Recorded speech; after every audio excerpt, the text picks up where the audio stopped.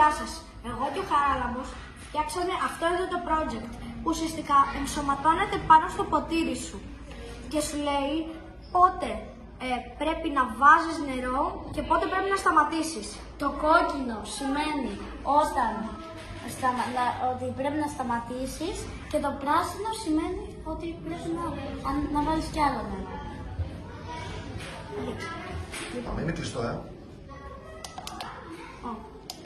Το ξεκινάμε. Ανάβει πράσινο λαμπάκι.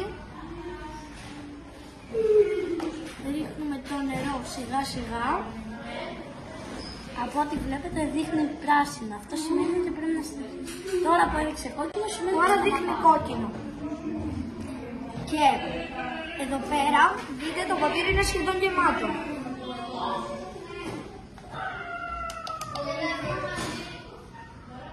Στην υγειά μας. Στην υγεία.